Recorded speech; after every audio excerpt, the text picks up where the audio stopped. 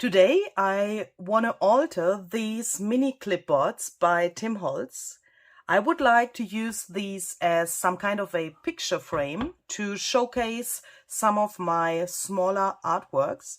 So the plan is to put my journaling cards and tags and smaller pieces that I've created in the past here to this clipboard like this, so that I'm able to hang it to my wall with this little hole here. And I would like to walk you through my process of altering these, because like this they look really raw and not so interesting. So let's do this.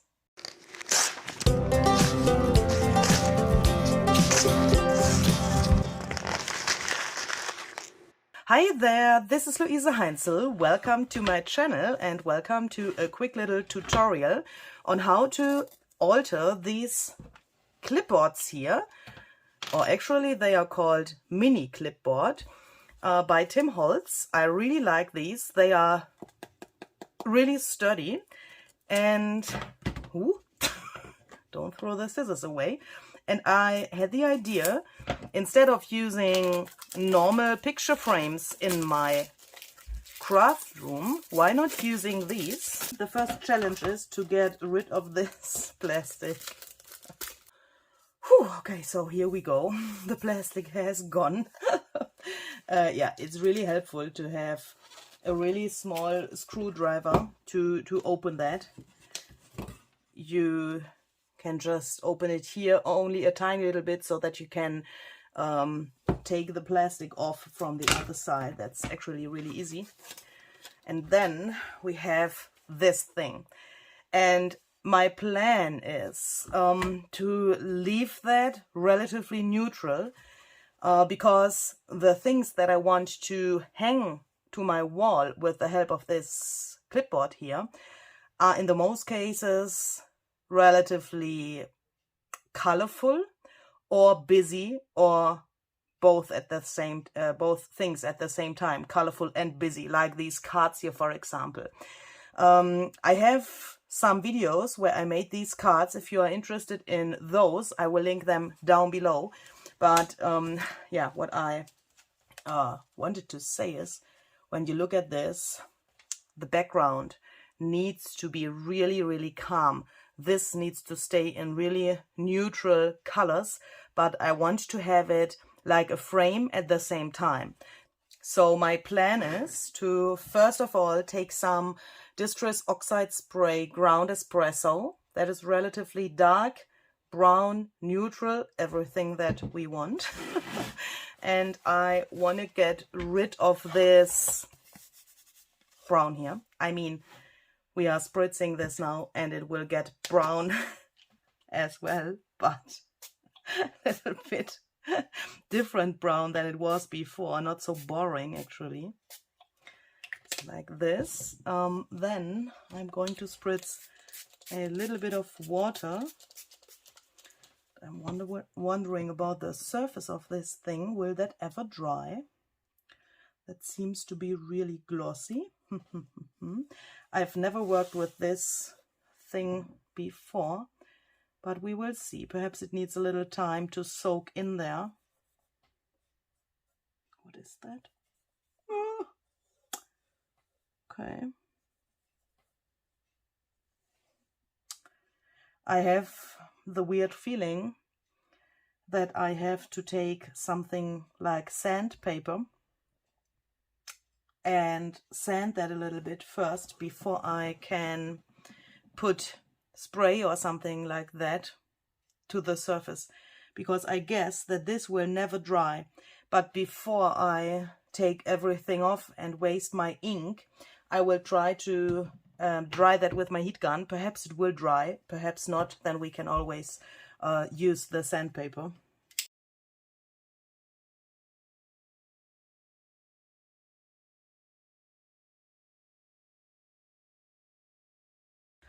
This moment when things are just surprising you, look at that. I mean, here it's not dry, yeah, but I want to show you the difference.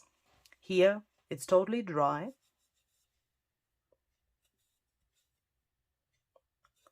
Doesn't come off. In the middle, that looks really strange, I know, but look at this cool thing. That's actually exactly what I wanted and exactly what I expected when I put the spray on. Here we have relatively much ink, and I don't need so much ink in the middle of this whole thing, so I thought, why not taking this and pressing this into the ink so that we can save some medium and just bring that to the other one so that we don't need so much ink for the second one, like this. That now looks really strange because it's so smeared, but I guess we can just press something on top. Acrylic block would perhaps also work. Do it like this, and then I will completely dry it. That looks so cool. Just amazing. This is just amazing. I haven't expected that it is coming out so cool. Haha. Okay, so let's do that to the other one as well. I'm already totally in love. That came out so cool. And of course we could now spritz some water to the very edge of each of those, but only a tiny little bit to get this oxide effect more visible. I mean, the most of this part will be covered up by the tag or the card that I want to put there, but for those edges I want to have that really interesting, and perhaps it could also happen that I will put something really tiny here, so perhaps a small not a small but a narrow bookmark, for example. Then more of this frame will be shown in the end, of course, and for that case I want to have it, I want to have that as flexible as possible. So that looks really cool. Let's just take that off with a paper towel.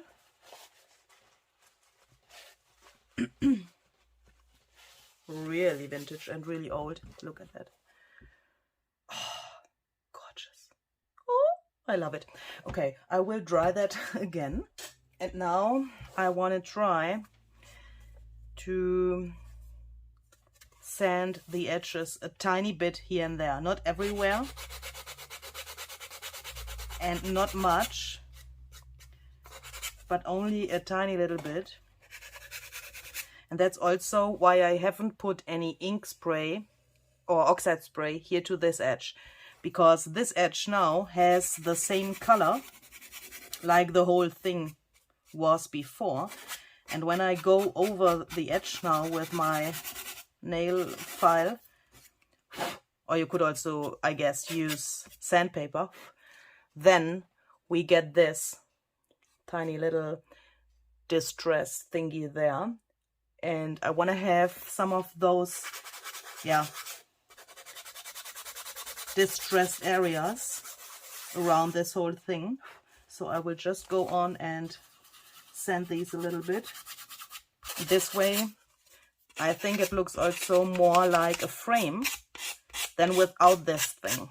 I don't want to have a whole closed frame around that with the distressing, but yeah, you know,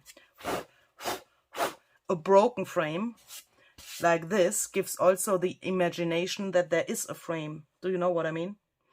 I think that looks really cool. And it's not so, you know, it's smooth now here. Then I thought it would make sense to have some tiny accents of white. And for that, I want to use some embossing powder, and to apply ink, embossing ink, I'm using this embossing dabber. So the plan is to use this white embossing powder by Ranger, and yeah, some kind of dry brushing with this thing. I mean, a dry brushed effect. That's what I'm trying to reach here. So what I'm trying to say is I don't want to have a full stroke of this powder on my board later. I don't know if that will work, so I haven't done that before. So I'm just going really carefully here and there. I'm trying to get more of this embossing ink to the edge and a little bit to the inside, but like faded, you know, like, yeah, like dry brushed.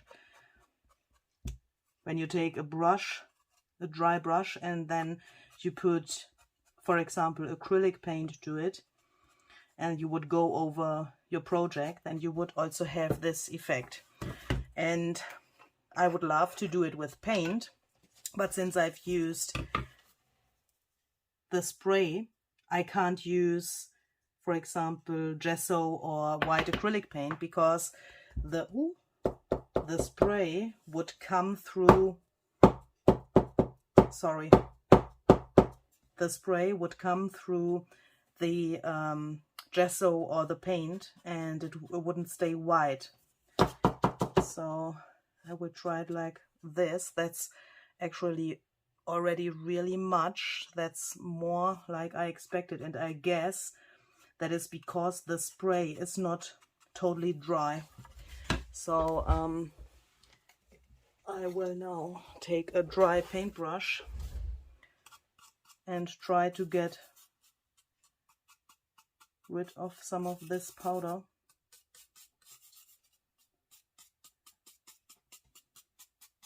That's not very professional, I guess, but it will perhaps give us a nice result. So I will just jump to my heat gun and emboss this thing. Hopefully it will stay here like this. What do you think about this? I mean, that's not so bad, isn't it? Oh yes, look at that. I mean, I have only these cards at hand as a reference, but I think that's exactly the right amount of powder that it needs here. If it would be more, then perhaps it would be a little bit too bam. Yeah, I like that. Okay, so I will go on trying to get some of the embossing ink here, just to the edge, and a little bit to the inside, and then I will put it into my powder and emboss it again, or not again, but the rest of it here. Here we go. Whew.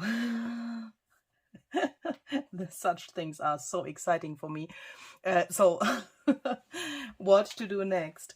The next thing that I want to try is I want to rust these things here, these clips here at the top a little bit, and for that I want to use some embossing glaze. I have vintage photo and walnut stain here, but how to attach something where the glaze can stick, but not attaching it to the whole thing, so that it looks like it has begun to rust.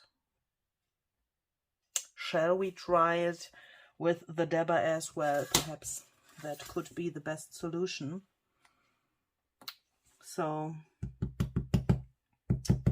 just go for it, Louise. And I think I don't want to have glaze here, so I'm just taking a piece of paper, putting that here. So if there comes some of the embossing ink to the paper, it's not the problem, but if it comes to the board, I would be not so amused.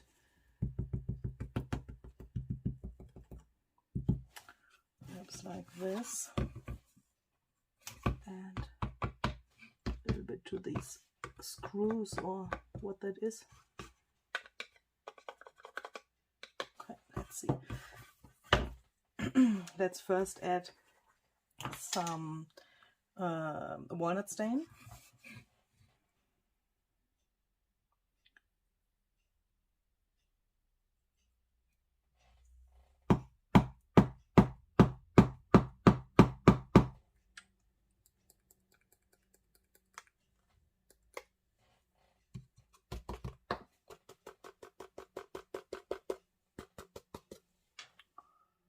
That looks fantastic. So we'll put that back into the container and then just emboss the glaze with my heat gun. And while this is still a little bit sticky and hot, I'm adding some vintage photo glaze on top of this so that it sticks to the first layer. Like this. And now I can melt this as well. And then it looks like this. Can you see this really cool texture that it got? That comes when you use embossing glaze in several layers over each other. And you have seen that I've put a lot of the vintage photo on top, and that makes these little bubbles, and I really, really love that effect. And I also love that it is so dark. I mean, you could go, when this is cooled down completely, you could go over that with some crayons and make that a little bit orangey, rusty. But for me, this is also a rust effect. I want to have this neutral, as I said. So for me, this is totally enough. And this is absolutely great. But if you want to have a real rusty color, of course, you could also take some, oh my goodness, excuse me, please. Take some other mediums that could hold on top of this plasticky surface of the glaze. And then you could go over that and, yeah, color that in like you want. So I will do the same thing for this. Oh, perhaps you would like to compare that. That could be interesting as well. I mean, crazy, isn't it? This is a really nice metal color, I would say. I originally thought if I want to change this up or if I want to leave it as it is, because I actually really like that. I have a lamp on in my room, and that has this color, and I thought that could be really great in combination with that. But you know, that is absolutely no discussion, because when you see this, hopefully you are in love with this and you don't like this anymore. So I will do the same thing. First I'm going to use walnut stain and then the vintage photo and emboss that in those several layers, and then we will hopefully have the same effect on this board as well. Okay, so this is completely cool now, so we can take this protection paper off. And now I would love to have some white on top of this as well. The problem is now I can't use embossing powder, because if I would put that here and then reheat the whole thing, this texture would be melted, and then everything would probably be totally flat, and that's not really what I want, of course. But an alternative is to take a crayon. I have this Marabou art crayon in white, and now I will just go in here and I'm just like hammering the crayon to the clip to get it really white, actually. I mean, you could smear it with your finger, but let me show you. I guess then it gets a little bit grayish, but perhaps we can fade that out a little bit so that we can see the texture a little bit better. That works really well. Then it gets a little bit grayish and also a little bit matte, because rust is not shiny, I would guess. So I will just first put some white here and there, and then rub it a little bit.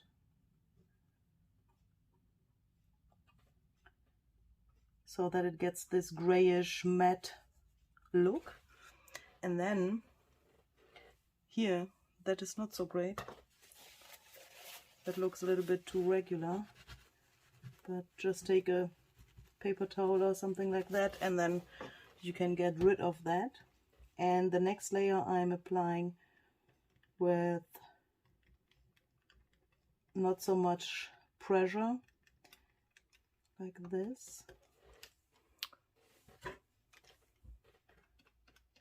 I want to get that mainly to the edges.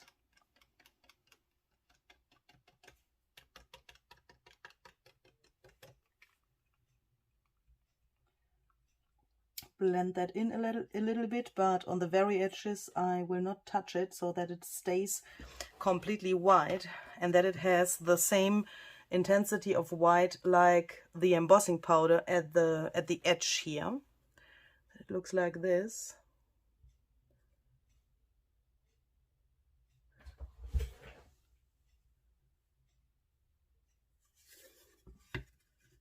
And I think it's actually really cool, so I will do the same thing for the other one.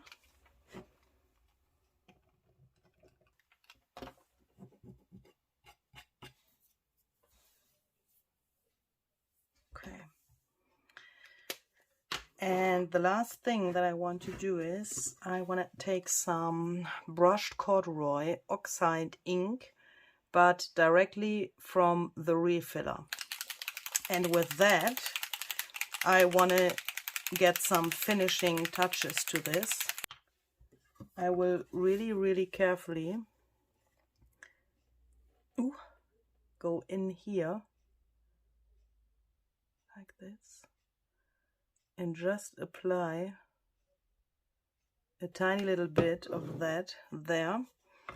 Then some water, but also only a tiny little bit, so that this can flow a little bit here and there. Like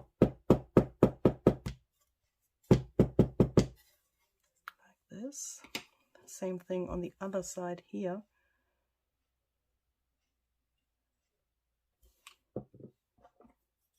So that it looks like it has a bit of patina, or you know,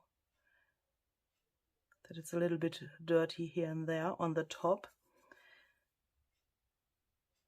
That looks at the moment relatively orange and yellow, but that will change since when this is dry. Then it turns into a really cool patina green. Can you see that? Here already it begins.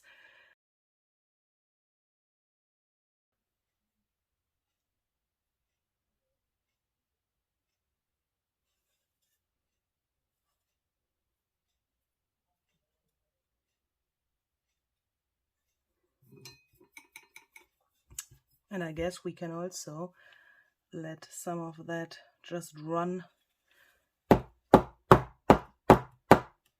over the board. I mean, with the bigger cards, I will not see that later, but as I said, when I want to put something smaller there, then I will definitely see it. Like this. And I so love this effect that I'm thinking if I shall put a tiny little bit here and there to the edge as well. Yeah, I think I will do that. That's just gorgeous.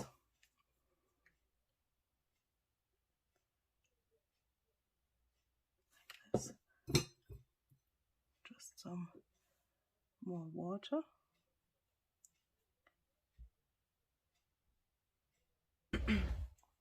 Okay, so this is how it looks when it's completely dry. As you can see, that turned out completely different. Here there's nearly a turquoise color. This is more, oh, excuse me, this is more yellowish in some way. but I really love how that turned out and how this patina came out. The reality is even a little bit more colorful than you can see it in the camera. It's not so intensive in the camera like in reality, but there's this time not such a big difference than we've experienced it in other videos. You know, this problem that the camera can't catch the real color sometimes. But I really, really love this, this aged and wet effect. I mean, here it looks like it got wet and then it dried again. And especially this top part, I really, really like. And now when I take a card, ooh, let's do that. When I take a card and put that here, like this, that is just gorgeous. That is just gorgeous, especially here on the top where you can see so much of the board itself. Looks really cool. And this one turned out more yellowish, I would say. Here, this is, some kind of a yellow. I mean, a greenish yellow. I, would expect that from brushed corduroy, of course, that it gets these colors, especially with the oxide ink, of course. But it's totally different than the other one. But that doesn't matter. I think it's great. Let's see how it looks with this card. And I think the main point is that this is neutral enough to have the card itself as a focal point.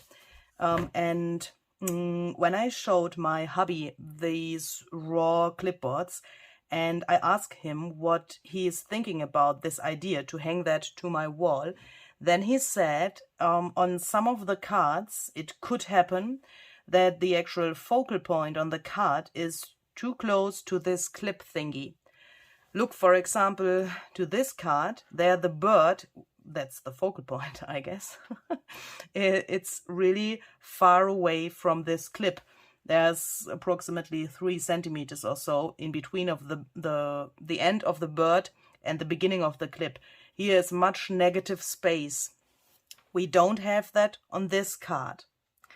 For example, with this one, it would be not so the problem, I would say, because same as here, this red bird is very far away. It's actually more to the bottom of the card, and we have here also much negative space where nothing is going on.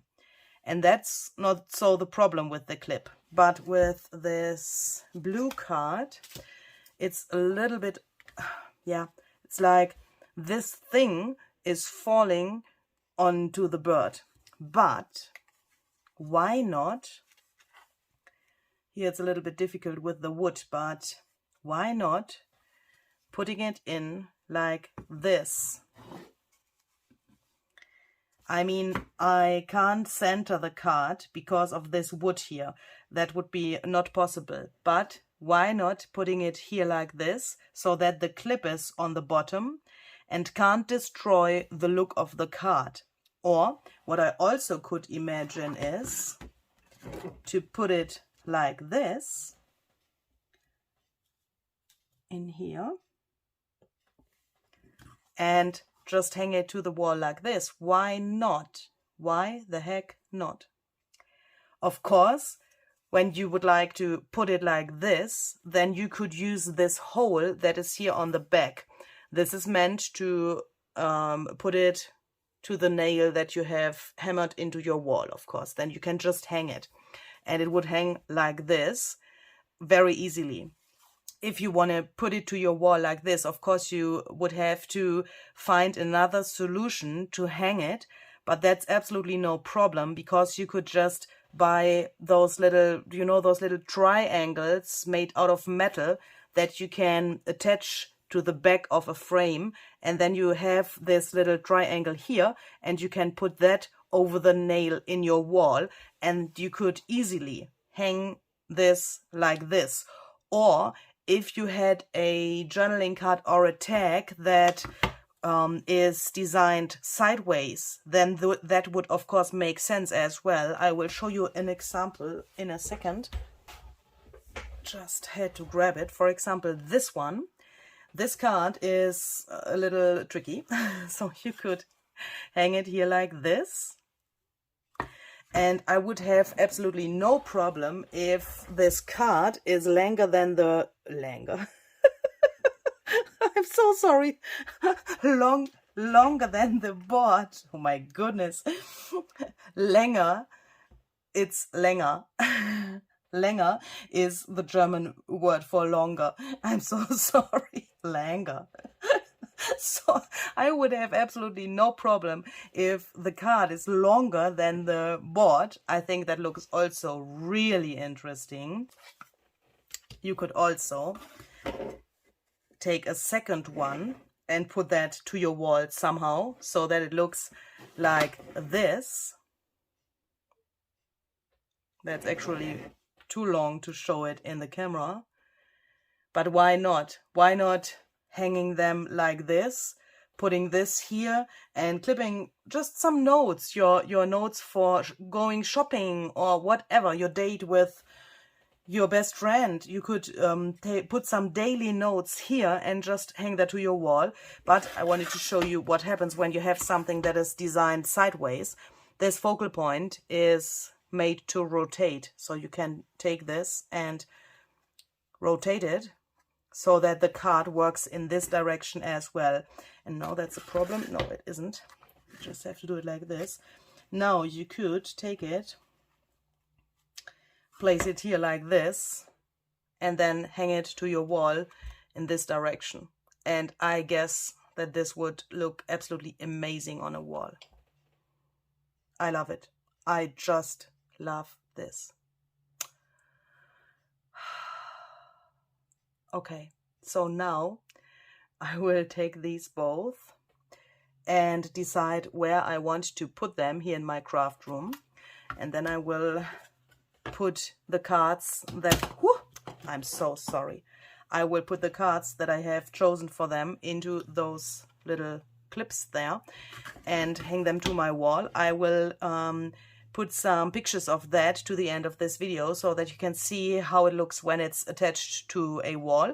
And I have two more of these. I've actually taken them out, so I will make something similar like this in my German video, so that I actually have 4 of these. I have to buy more, but they are so hard to get for me, so I have to check the internet if I can get more of these, so that I can fill my whole craft room with these gorgeous things. So I will put some pictures of that to the end of the video, and I hope you enjoyed that. Perhaps this could give you some inspiration for your own clipboards. Perhaps you have these or some others, or some in a different size or whatever. Perhaps you get an idea from this for your own room. And I hope you enjoyed this. I hope you will join me the next time. Stay creative. See you.